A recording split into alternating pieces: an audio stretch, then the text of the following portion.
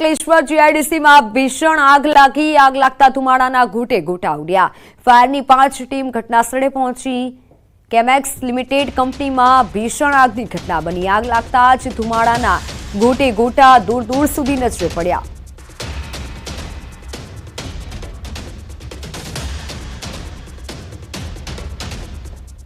આગ લાગતા ધુમાડાના ઘૂંટે ઘૂંટા દૂર દૂર સુધી જોવા મળ્યા હતા. ફાયરની 5 ટીમ હાલ ઘટના સ્થળે પહોંચી છે. અંકલેશ્વર જીઆઈડીસીમાં ભીષણ આગની ઘટના બની છે. આગ લાગતા જ આસપાસમાં નાસભાગ મચ્યો હતો. આગ લાગતા ધુમાડાના ઘૂંટે ઘૂંટા દૂર દૂર સુધી જોવા મળ્યા હતા. ફાયર વિભાગની જાણ કરવામાં આવતા ફાયરની 5 ગાડીઓ ઘટના સ્થળે દોડી આવી છે. ભરૂચના અંકલેશ્વર જીઆઈડીસીમાં આગની ઘટના બની છે અને હાલ તો ફાયર વિભાગ દ્વારા આગ બુઝાવવાની કામગીરી કરવામાં આવી રહી છે.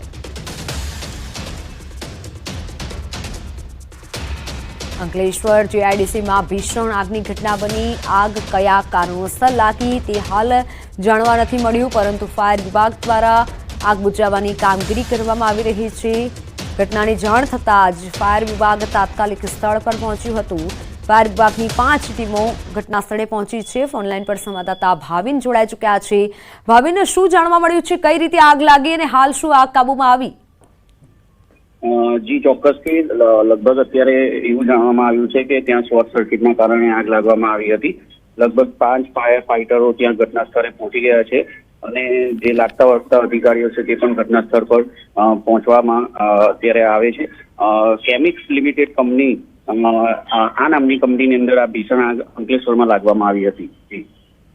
જી બિલકુલ ભાવિન, આભાર માહિતી બદલ. તો હાલ શોર્ટ સર્કિટના કારણે આગ લાગી હોય તેવું અનુમાન છે, પરંતુ તપાસ કરવામાં આવશે. હાલ તો ફાયર વિભાગ દ્વારા આગ બુઝાવની કામગીરી કરવામાં આવી રહી છે, પરંતુ આગ લાગતાની સાથે આસપાસમાં લોકોમાં નાસભાગ મચ્યો હતો.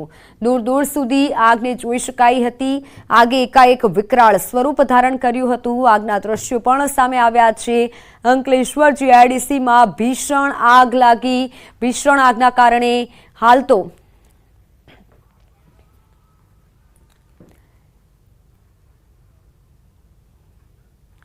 કેરળના વાયનાડમાં ભયાનક ભૂસ્ખલન થયું. અત્યાર સુધીમાં 151 જેટલા લોકોના મોત નીપજ્યા. 1000 લોકોનું રેસ્ક્યુ પણ કરાયું છે. હજુ પણ ભારે વરસાદનું એલર્ટ છે. મેપડી પાસે પહાડી વિસ્તારમાં આ બનાવ બન્યો, જેમાં મોટી માત્રામાં ભૂસ્ખલન થયું છે. મુંદકઈ અને ચુરુલમાલામાં 2 ભીષણ ભૂસ્ખલન થયા. ચુરુલમાલા શહેરમાં ભૂસ્ખલનના કારણે ઘણા ઘર, ગાડીઓ અને દુકાનો પાણીમાં ડૂબી ગયા, જ્યારે મૃતકોની સંખ્યા 116 પર પહોંચી છે. અનેક લોકો હજુ પણ ફસાયેલા હોવાની આશંકા છે. હાલમાં રેસ્ક્યુ અને બચાવ કામગીરી ચાલી રહી છે. સૂત્રોના મતે મૃતકોનો આંક વધી પણ શકે છે.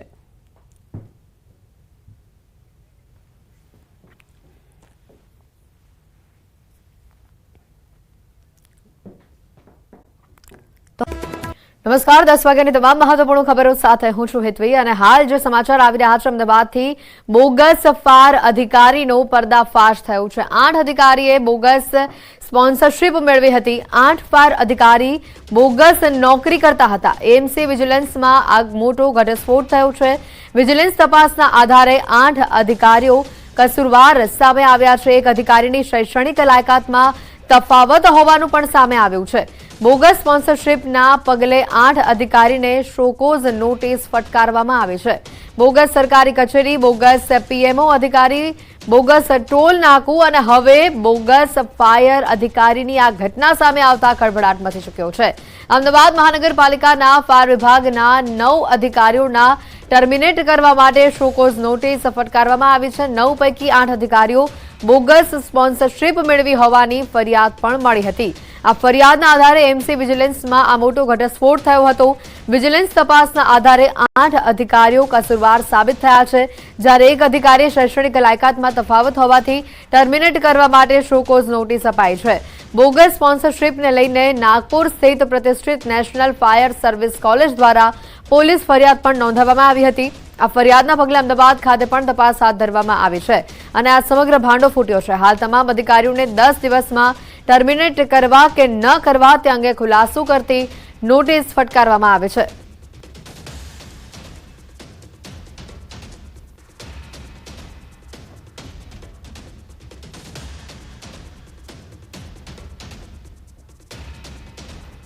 ફાયર ડિવિઝનમાં કુલ 8 અધિકારી, એક આસિસ્ટન્ટ સબ ઓફિસર, 5 સ્ટેશન ઓફિસર અને 2 ડિવિઝનલ ઓફિસર એ લોકોએ બોગસ સ્પોન્સરશિપના આધારે ડિગ્રી મેળવી અને અહીં નોકરીમાં જોડાયેલા એ બાબતે એમની વિજિલન્સ તપાસ ચાલુ હતી અને એ તપાસમાં કસૂરવાર જણાતા એમને ફાઇનલ શોકોઝ નોટિસ આપેલ છે. તદુપરાંત એક ડિવિઝનલ ફાયર ઓફિસર કે જેમને નિયત સમય મર્યાદામાં અનુભવના આધારે જે ડિગ્રી લેવાની હોય એની અંદર કસૂરવાર જણાતા અમદાવાદ મ્યુનિસિપલ કોર્પોરેશનના વિજિલન્સ ડિપાર્ટમેન્ટ દ્વારા તેઓને પણ ફાઇનલ શોકોઝ નોટિસ આપવામાં આવેલ છે.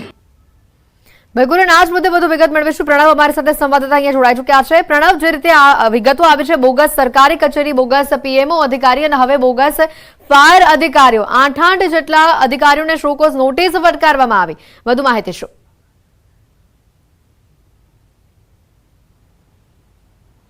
ચોક્કસ, જે રીતે ગુજરાતમાં એક સિલસિલો શરૂ થઈ ગયો છે બોગસ અધિકારીઓ, બોગસ સરકારી કચેરીઓ, હવે તો બોગસ ફાયર અધિકારીઓ પણ અહીં બહાર આવી રહ્યા છે. જે બોગસ સ્પોન્સરશિપના આધારે જે 8 અધિકારીઓ એવા છે મહાનગરપાલિકાના જે ફાયર વિભાગમાં જે કામ કરી રહ્યા છે કે તેઓએ ખાનગી કંપનીમાંથી બોગસ સ્પોન્સરશિપ છે લીધી હતી.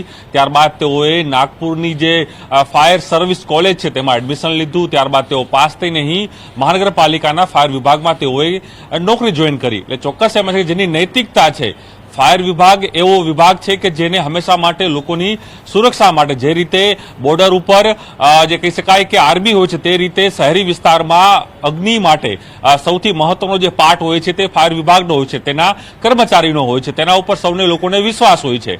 ત્યારે એ જ અધિકારીઓ છે ક્યાંક ને ક્યાંક બોગસ સ્પોન્સરશિપ સાથે પોતાની નોકરી છે તે જોઈન કરે છે અને વર્ષે દાડે તે મસ્ત મોટો પગાર પણ અહીં લઈ રહ્યા છે. એટલે સૌથી મોટો સવાલ એ થઈ રહ્યો છે, જ્યારે એક જાગૃત ફાયર અધિકારીએ આ અંગે તપાસ માટે માંગ કરી, ત્યારબાદ મહાનગરપાલિકાના વિજિલન્સ તપાસે હાથ ધરી. તેમાં 8 અધિકારીઓ અને સાથે જ અન્ય એક કર્મચારી, કુલ 9 કર્મચારીઓ કસૂરવાર સાબિત થયા છે. તેમાં 9 પૈકી 8 કર્મચારીઓ તો એવા હતા કે જે લોકોએ બોગસ સ્પોન્સરશિપ લઈને કોલેજમાં એડમિશન લીધું. ત્યારબાદ તેઓએ મહાનગરપાલિકામાં ફાયર વિભાગના અલગ અલગ.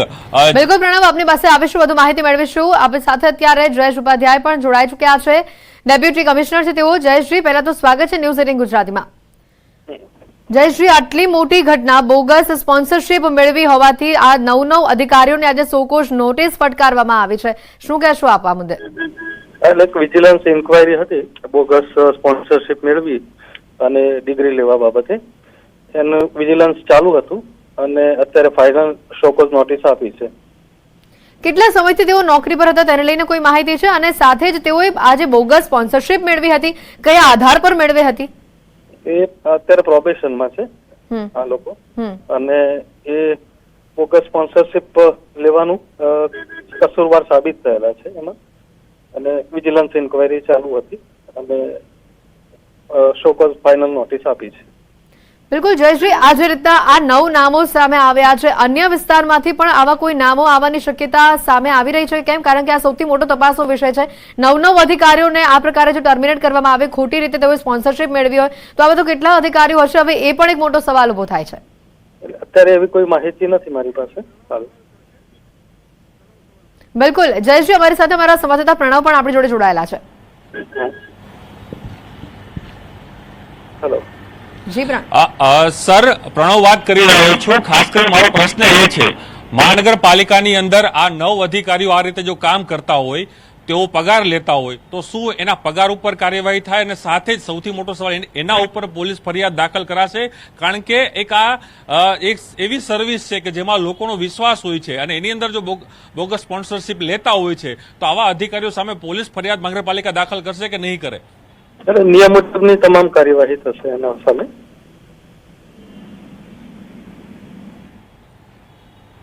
મહાનગરપાલિકાની વિજિલન્સ તપાસે એક સારી કામગીરી કરી છે અને તપાસની અંદર આ સમગ્ર ઘટના બહાર આવી છે. સર, એના માટે કોર્પોરેશનની ટીમ અભિનંદન છે, પરંતુ સાથે એ પણ હવે કોર્પોરેશનની જવાબદારી બને છે કે આવા અધિકારીઓ સામે કડકમાં કડક કાર્યવાહી થાય. કારણ કે એક દાખલો બેસે, જે રીતે આ પ્રકારની નોકરીઓ કરે છે, મસ્ત મોટા પગાર લે છે, અને છતાં પણ આ પ્રકારની બોગસ સ્પોન્સરશિપ જેની પાસે હોય, તપાસમાં જો આવતું હોય, તો ચોક્કસ એની ઉપર મોટી કાર્યવાહી થવી જોઈએ. જી જી જી કાર્યવાહી ચાલુ છે.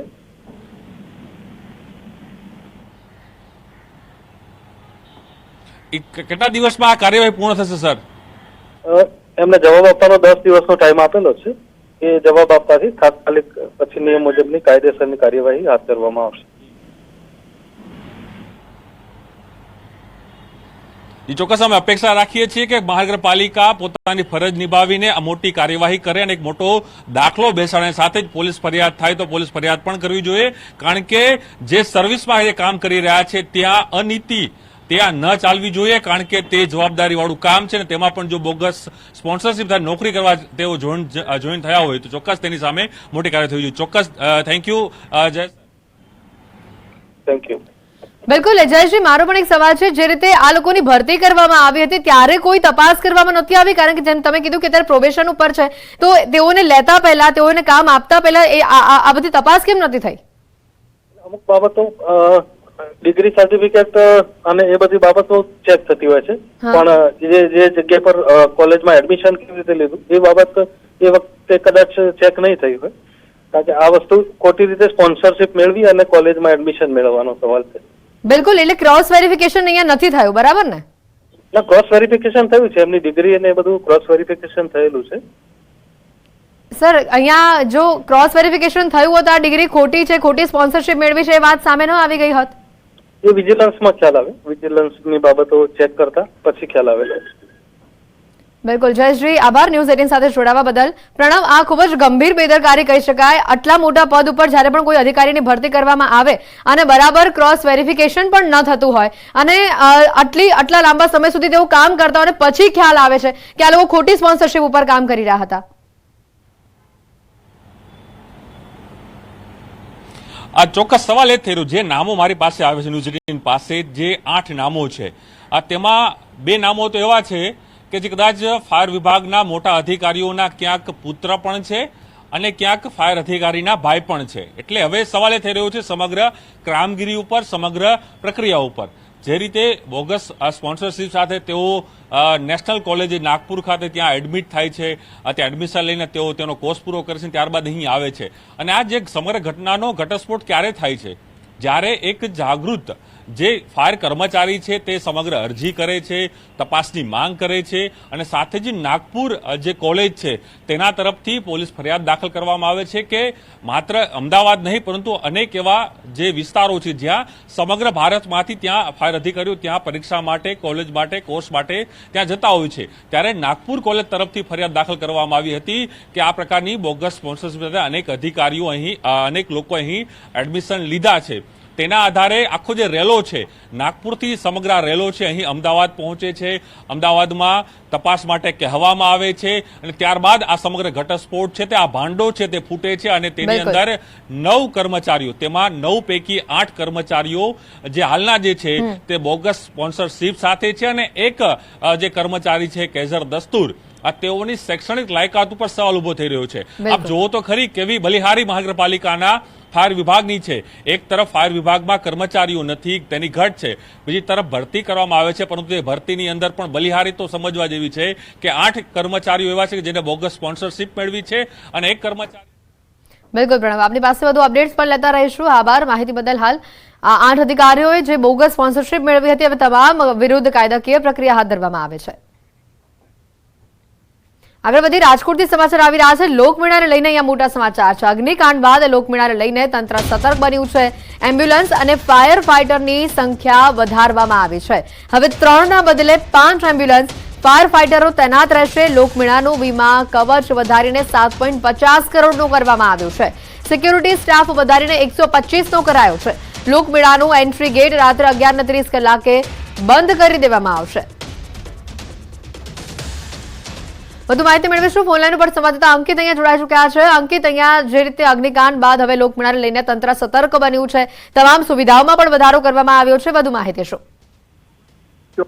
ખાસ કરીને વાત કરવામાં આવે તો સૌરાષ્ટ્રનો સૌથી મોટો લોકમેળો છે તે રાજકોટના રેસકોર્સ મેદાન ખાતે યોજાતો હોય છે અને આ મેળાની શરૂઆત છે તે રાંધણ છઠથી શરૂ થતી હોય છે અને દસમ સુધી આ મેળો છે જે ચાલતો હોય છે ને આ 5 દિવસીય મેળાની અંદર 15 લાખથી પણ વધુ મેળાના જે માણીગરો હોય છે કે જે મેળાની મજા માણવા આવતા હોય છે. સૌરાષ્ટ્ર ભરમાંથી નહીં પરંતુ ગુજરાત બહારથી પણ લોકો આ મેળાની મુલાકાત લેવા આવતા હોય છે.